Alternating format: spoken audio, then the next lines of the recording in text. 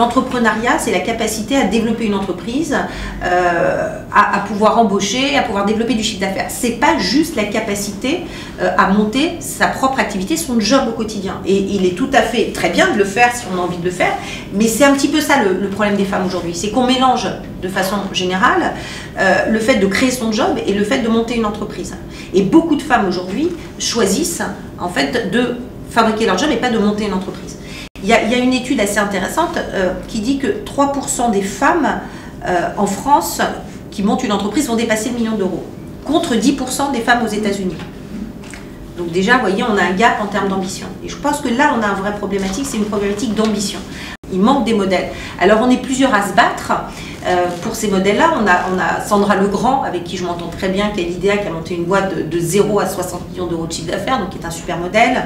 On a une fille comme Anne-Laure Constanza, qui a créé Envie de fraise et qui a vraiment cartonné. On a quelques femmes comme ça qui arrivent à sortir du lot. Alors elles ont plusieurs caractéristiques. Un, elles sont parties de rien. Ce qui fait partie aussi de mon gars, c'est qu'on est parti de rien. La deuxième caractéristique, c'est qu'elles n'ont pas de limite. Elles veulent aller très très très haut et le plus vite possible. Et la troisième caractéristique, c'est qu'en plus elles le font savoir. On a cette volonté à un moment donné de se mettre en avant et de dire voilà, c'est possible de pas juste stagner à quelques dizaines de milliers d'euros, mais de pouvoir monter à plusieurs millions d'euros et d'avoir, je dirais, des perspectives un petit peu nos limites. Ça, c'est un autre sujet qui est très intéressant, c'est la relation entre les banques et les entrepreneurs et les femmes. Pourquoi cette relation-là, on reproche aux banques de ne pas assez accompagner les femmes? Tout simplement parce que les femmes n'ont pas assez de projets construits et à forte valeur ajoutée. Si vous arrivez avec un projet extrêmement structuré, avec un vrai business plan, avec derrière déjà un peu de bénéfices, et qu'on vous aide dans le cadre du développement, c'est déjà beaucoup plus simple.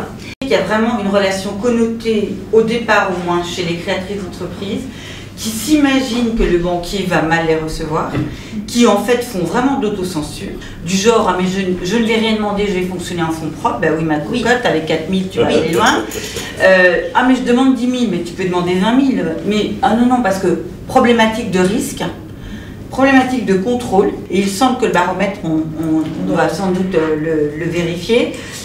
Quand elles ont passé le cap, la relation devient plus rationnelle et plus professionnelle. Donc la question c'est comment est-ce qu'on évite qu'il y ait cette espèce de frein moteur à la création qui font qu'il y a du gâchis, parce qu'il y a pas mal de femmes qui voudraient créer et qui se plantent avant les 3 ans. Et donc c'est là qu'il y a une marge de manœuvre et de progrès, je pense. Il faut les accompagner là-dessus et vraiment casser le mythe.